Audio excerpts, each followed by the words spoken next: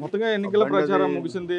నేటితో ముగిసిన నేపథ్యంలో అభ్యర్థులందరూ కూడా తమ అదృష్టాన్ని పరీక్షించుకునే పనిలో పడ్డారు. ఈ నేపథ్యంలో ప్రస్తుతం మనకి ఎరపతినేని శ్రీనివాసరావు గారు ఉన్నారు. మనం గురజాల నియోజకవర్గంలో ఉన్నాం. ప్రచారం ఎలా జరిగింది, అలాగే గెలుపు అవకాశాలు ఏ విధంగా ఉన్నాయనేది ఆయనతో అడిగే. మొత్తంగా ఎలా జరిగింది ప్రచారం, గెలుపు అవకాశాలు ఏమిందా మీరేమంటారు? ప్రచారం చాలా బాగా జరిగింది. కూటమి అభ్యర్థిగా గురజాల నియోజకవర్గంలో 50,000 పైగా మెజార్టీతో గెలుస్తాం. 5 సంవత్సరాలు ఈ అరాచక ప్రభుత్వం, అదేవిధంగా ఇక్కడ ఎమ్మెల్యేగా కాసు మహేష్ చేసిన ఈ 5 సంవత్సరాల అరాచక ప్రభుత్వం, హత్యాకాండ, దోపిడీ విధానం ఈరోజు మనం చూస్తే గతం 40 సంవత్సరాల్లో కూడా ఏ ఎమ్మెల్యే చేయని అరాచకాలు ఈ కాసు మహేష్ వచ్చిన తర్వాత చేయటం. అదేవిధంగా ప్రభుత్వం కూడా చూస్తే ఒక సైకో పరిపాలన. సో అందుకే ఈరోజు ఆంధ్రప్రదేశ్ ప్రజలు కూడా ఈరోజు అర్థం చేసుకుంటారు. కానీ 99% పైగా ఏవైతే సంక్షేమ పథకాలు ఇచ్చాం మేనిఫెస్టోలో అన్నిటి కూడా అమలు చేసామని పదే పదే ముఖ్యమంత్రి జగన్మోహన్ రెడ్డి చెప్తా ఉన్నారు. వైనాట్ 175 నినాదంతోనే వాళ్ళు వెళ్తున్న పరిస్థితి, దాని మీద ధీమా కూడా వ్యక్తం చేస్తున్న పరిస్థితి మీరు ఎలా చూస్తాం? అది ఒకప్పుడు, అది ఒళ్ళు బలిసినప్పుడు. ఇప్పుడు కొవ్వు కరిగిచ్చాం కదా, కూటమి అంతా ఏర్పడిన తర్వాత కొవ్వు కరిగిచ్చాం. ఒకప్పుడు కళ్ళు నెత్తికెక్కి నా వెంట కూడా పేకలేరు, సింహం సింగిల్గా వస్తుంది అవన్నీ మాట్లాడారు. ఇప్పుడు ఏమంటున్నాడు, నన్ను ఒంటరివాడిని చేశారు, ఎన్నికలు కూడా సజావుగా జరుగుతాయో లేదో తెలియని పరిస్థితిలో ఉందన్నారు. సో అందుకే నేనేం చెప్తున్నా అంటే జగన్మోహన్ రెడ్డి ముందు చరిత్ర తెలుసుకోవాలి. నియంతలు ఎప్పుడు కూడా చరిత్రలో ఒంటరి వాళ్ళు అవుతారు. నియంతల చేతుల్లో బాధితులందరూ కూడా ఒకటవుతారు సమాజంలో. సో ఈరోజు మేమంతా బాధితులు, అంటే ఆంధ్రప్రదేశ్ ప్రజలందరూ కూడా ఈ సైకో పరిపాలన అందరం బాధితులే. సో బాధితులంతా ఒకటేయం, నియంత కూడా ఒకటేయాడు. ఆయన చెప్తున్నాడు అసలు పరిపాలన ఉందా రాష్ట్రంలో, పరిశ్రమలు వచ్చాయా, యువతకు ఉద్యోగాలు ఇచ్చారా, డిఎస్సి పెట్టారా, జాబ్ క్యాలెండర్ పెట్టారా, ఈ మొహాన్ని చూసి ఎవడన్నా ఒక ఇండస్ట్రీ పెట్టడానికి వచ్చారా, పెట్టడానికి యూనిట్ 2 పెట్టడానికి వచ్చి అమరాన్ని పెట్టేసి తరివేసాడు. మా పార్టీ కదుపో, మా కులం కదుపో అని వాళ్ళు వెళ్ళి తెలంగాణలో 10,000 కోట్లు పెట్టుబడి పెట్టుకున్నారు. దాంట్లో లేకపోతే ఇక్కడ పెడితే 50,000 మందికి ఉద్యోగాలు వచ్చాయి కదా. అందుకని ఇప్పుడు ఐటీ పరిశ్రమ ఏమైంది, దాంట్లో కియా పరిశ్రమ ఏమైంది, సెజ్జులు ఏమైనాయి, శ్రీకాకుళం నుంచి నెల్లూరు దాకా తీర ప్రాంతం అంతా ఎవరికి అప్పచెప్పారు, పోర్టులు ఎవరికి అప్పచెప్పారు, బాబాయిని ఎవరు చంపారు, తల్లిని బజార్ని ఎవరు పెట్టారు, శర్మిల గారు తండ్రికి పట్టలేదని ఎవరు సోషల్ మీడియాలో పెట్టారు. ఈ చెత్త నా కుటుంబం మళ్ళీ మా గురించి మాట్లాడటం, మళ్ళీ పెద్ద మేము చేసామని చెప్పడం. అందుకని వీళ్ళ పని అయిపోయింది. విఎస్ జగన్మోహన్ రెడ్డి అతను ఒక వ్యక్తి కాదు, ఈజ్ ఎ డెవిల్, ఒక దుర్మార్గమైన వ్యక్తి. అందుకనే కుటుంబ సభ్యుల్ని గౌరవించలేని వ్యక్తి సమాజాన్ని గౌరవిస్తాడు. తల్లి చెల్లెల్ని బజారు పెట్టినాడు. రాజశేఖర రెడ్డికి శర్మిల పుట్టలేదని ప్రచారం చేసినాడు సోషల్ మీడియాలో. అంటే తల్లి శైలాన్ని శంకించినాడు.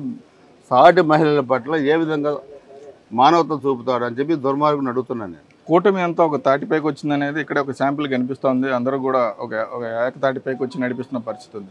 మరోవైపు పదే పదే ఈ రాష్ట్రంలో ఏవైతే పల్నాడుతో సహా చాలా ఘటనలు, హింసాత్మక ఘటనలు జరిగాయి. వీటన్నిటి మీద కూడా రెడ్ బుక్ రాసుకున్నాం, ఎవరైతే అధికారులు సపోర్ట్ చేస్తున్నారో వారి మీద చర్యలు తీసుకుంటున్నామని మీ యువనేత లోకేష్ పదే పదే చెప్తా ఉన్నారు. అంటే ఆ రెడ్ బుక్లో ఏమేమున్నాయి, అధికారులు రాకపోతే ఏం చేయబోతా ఉన్నారు మీరు? రెడ్ బుక్ అనేది అది ఒక పాపాల భైరవుల చిట్ట. కొంతమంది అధికారులు ఐఏఎస్ ఐపీఎస్లు వాళ్ళ స్థాయి మర్చిపోయి, మేమేం చదువుకున్నామని మర్చిపోయి ఈ సైకో పన్నిన విషవాలయంలో చిక్కుకున్నారు. 40 సంవత్సరాలు ఒకసారి మనం చూస్తే ఎంతోమంది ముఖ్యమంత్రులు రాష్ట్రాల్లో పనిచేశారు, కానీ ఐపీఎస్ ఐఏఎస్ వ్యవస్థ ఇంత దిగజారిన వ్యవస్థ మనం చూడాలి. రీజన్ నాకు తెలియదు, ఇప్పుడు కూడా మాకు అర్థం కావట్లేదు. ఎందుకు వీళ్ళు డీజీలు, అడిషనల్ డీజీలు, ఐజీలు, కలెక్టర్లు, చీఫ్ సెక్రటరీలు ఎందుకు ఇటు దిగజారిపోయారు అర్థం కావట్లేదు. గతంలో కూడా మేము చూసాం, తండ్రి అధికారాన్ని అడ్డం పెట్టుకొని జగన్మోహన్ చేసిన అరాచకాలకే కదా ఐపీఎస్ ఐఏఎస్లు జైలుకి పోయారు. శ్రీలక్ష్మి జైలుకి పోయింది, మంత్రులు జైలుకి పోయారు, మోపిదేవి వెంకటరమణ లాంటి వాళ్ళు.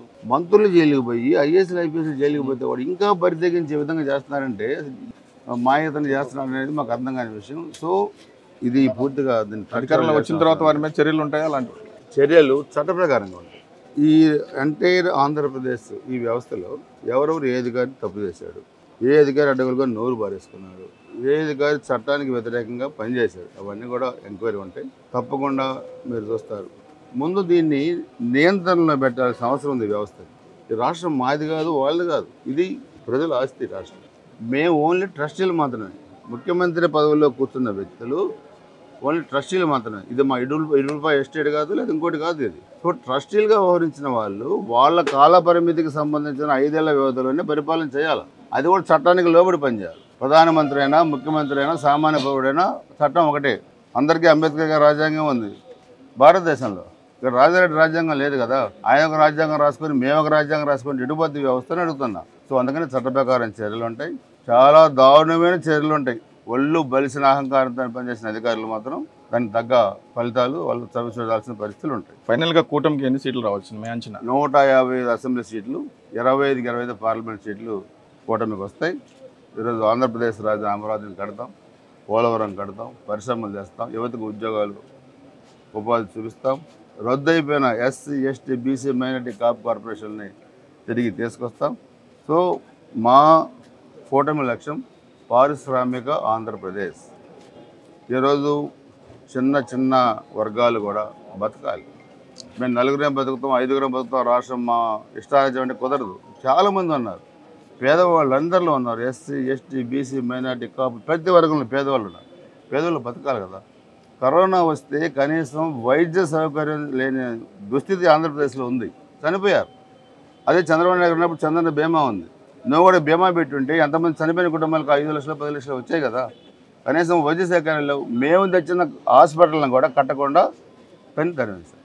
సో ఈరోజు మేమందరం కూడా కోరుకునేది ఒకటి, నియంత్రణ పాలన నుంచి ఆంధ్రప్రదేశ్ విముక్తి రావాలి, ప్రజాస్వామ్యం బతకాల, రాజ్యాంగ ప్రకారం ప్రతి పౌరుడికి ఏ హక్కులు కల్పించారో ఆ హక్కులు కూడా ఈరోజు మనం రక్షించాలి. దుర్మార్గమైన పరిపాలన అందించిన జగన్మోహన్ రెడ్డి ప్రభుత్వం ఎల్లుడితోని ఆంధ్రప్రదేశ్ ప్రజలు కోకటి వేళ్లతోని పీకి బంగాళాఖాతంలో వేయబోతున్నారు. సో అందుకనే జగన్మోహన్ రెడ్డిని రాజకీయాల నుంచే కాదు సమాజం నుంచి వెలేయాలి. ఇతను ఇంకోసారి ముఖ్యమంత్రి కావడానికి వీల్లేదు. సో అన్ని వ్యవస్థల్ని అగౌరవపరిచినాడు, ఉద్యోగస్తులు సహా అందరినీ అవమానపరిచినాడు, అహంకార ధోరణితో ప్రవర్తించినాడు.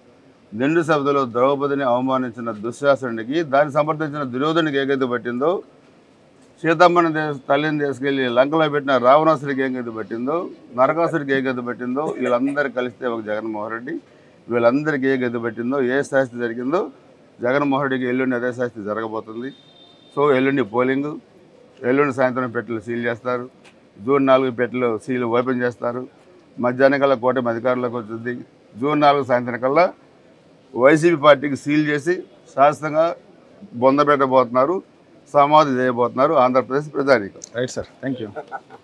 ఇది ఎర్రపతినేని శ్రీనివాస్ గారి అంతరంగం మనం చూసాము. ఇప్పుడు నియంతృత్వ పాలనకు ముగింపు పలికే రోజులు దగ్గరలోనే ఉన్నాయి. ఇక పోలింగ్లో ఎవరైతే ప్రజల అభిప్రాయాలన్నీ కూడా సీలు వేసి జూన్ 4వ తారీఖు సాయంత్రానికే వైసీపీకి ప్యాకప్ చెప్పే రోజులు చాలా దగ్గరలో ఉన్నాయని ఆయన జోస్యం చెప్తా ఉన్నారు. అదేవిధంగా కూటమి 155 సీట్లు అసెంబ్లీ సీట్లను, అదేవిధంగా 25 పార్లమెంటరీ సీట్లను గెలుచుకుంటుందని ఆయన ధీమా వ్యక్తం చేస్తున్నారు.